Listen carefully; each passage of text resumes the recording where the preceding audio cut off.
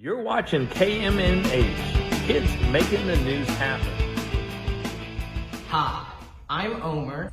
I'm Larkin. I'm Azalea. I'm Emmy. I'm Tulip.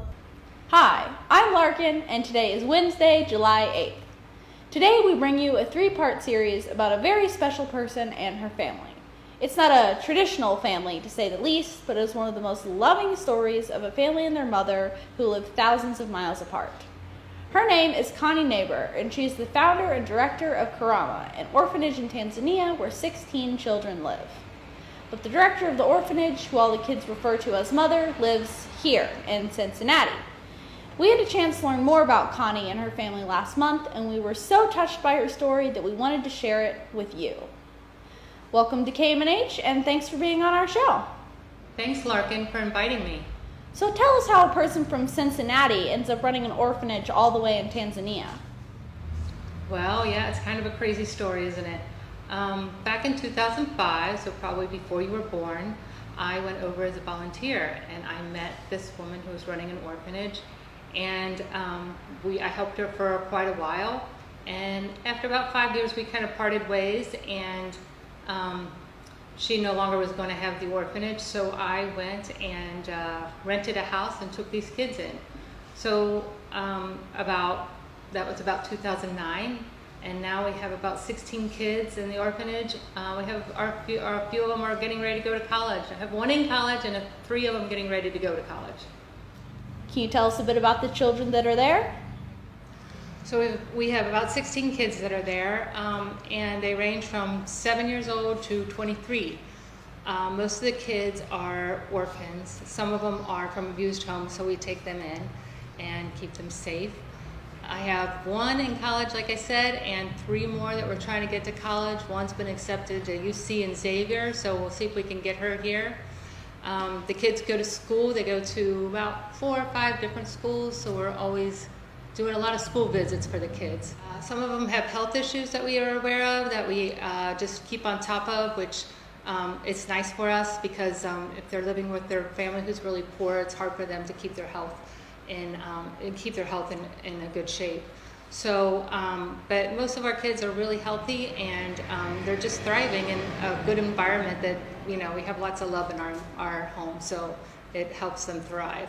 Tell us about the village and the actual physical space of the orphanage. The village, we live in the village of Arusha. So Arusha is about an hour from the airport, which is where you fly into to climb Kilimanjaro. So a lot of people know that from their history, and it's also where a lot of tourists come to go on safari. So we do see quite a little bit of tourism where we are. The area that we live is a little more remote, and it's a lot of very small houses, maybe 1 or 2 rooms, built with the cinder blocks. Our house is bigger. It has 4 bedrooms, a really large living room, a dining room, and we have a nice outside garden.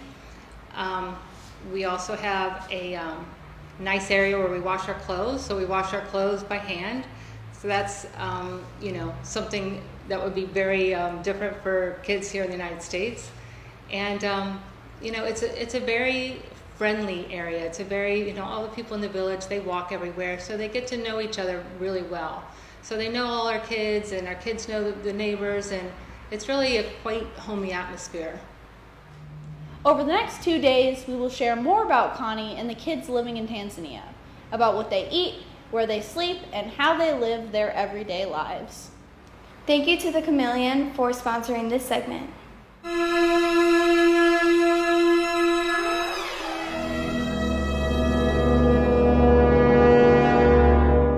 In today's Art, Myths, and Mysteries, we investigate an art forger and how his story started right here in Cincinnati. To trick the art world had been the primary motivation of nearly all of history's known forgers, writes Noah Cherney, a professor and author who specializes in art history and crime. Mark Landis was not your typical art forger. He was addicted to making forgeries, not for the money, because he would donate all of his fake works he made to museums and universities. He did it for the recognition of donating. The praise, thankfulness of others actually drove this person to deceive many curators and experts. Some were his own drawings, some were digital copies that he painted on top of. He donated his fake copies for over 30 years, and because he'd never made any money from the forgeries, he had never been accused of a crime. Many of the collectors don't want to bring any attention to the donations because it showed that they had actually been duped. According to LifeScience.com, he donated over 100 forged paintings to more than 50 institutions in the United States. He was creating and donating so many fake paintings that he would work on them assembly line style in his bedroom while watching TV, going over copies of the same pictures with pens, paint, or colored pencils. According to How Mark Landis Forged Art, he actually donated most of his works to the University of Cincinnati, so many that when Landis' fake charity was finally exposed, the university had an exhibit of all his forged work. It just proves that sometimes things are too good to be true, even in art.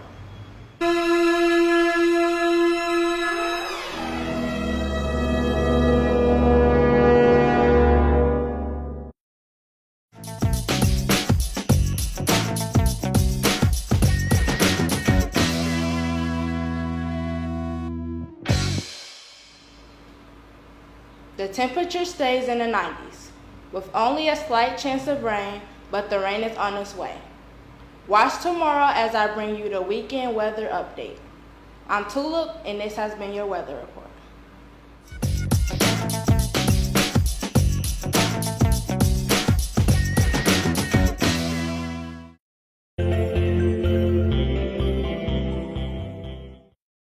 Today's word of the day is appropriation, spelled A-P-P-R-O-P-R-I-A-T-I-O-N.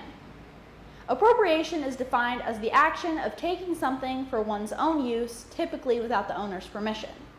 We found that Beth Dreher from GoodHousekeeping.com gave a good explanation to cultural appropriation, and we wanted to share it with you. She wrote, "The term cultural appropriation has popped up to describe everything from makeup and hairstyles to tattoos, language, and even certain wellness practices. The phrase originated in the 1980s in academic discussions of colonialism and the treatment of minority cultures.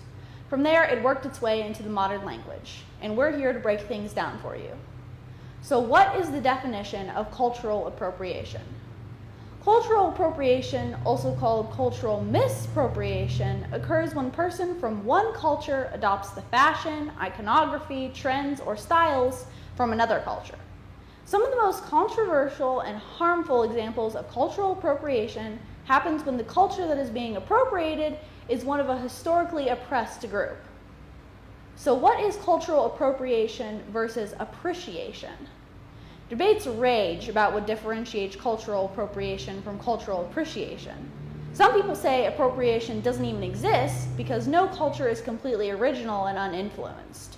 Others believe musicians and designers get a pass because they are creating art that is open to discussion and interpretation.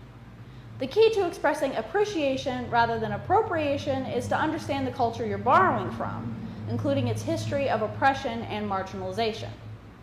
So how do you avoid cultural appropriation? 1. If you've researched a culture, do you have permission to use it freely? Not exactly. While good intentions help, they don't automatically absolve you from the negatives of cultural appropriation. Before you borrow from a culture, ask yourself a few questions. Is what I'm doing the result of a stereotype? Am I using something sacred to another culture, like a Native American headdress or religious symbol, in a fun or flippant way? Am I engaging with a piece of ancient culture as if it's something new? Am I forgetting to credit the source of my inspiration? If you can safely answer no to all of those questions, you will probably be able to avoid cultural appropriation, but still proceed with caution. Thank you to Christopher Pulaski for sponsoring this segment. Now, money can't buy love or friendship, but it would mean the world to us if you became Happen's BFF. BFF, of course, stands for best friend forever, but here at Happen, it also means a little something else. Business, family, and friend. All you need to do to become a BFF supporter is make a small donation. Just go to happening.org and click on the donate link. We thank all past, present, and future BFF donators. Thanks for tuning in to KMNH, Kids Making the News Happen. KMNH is brought to you by Happen Inc. and is filmed in the Happen Studio in Northside on the corner of Chase and Hamilton. I'm Omer. I hope that you've enjoyed this broadcast, and I hope that you will tune in again tomorrow for more Kids Making the News Happen.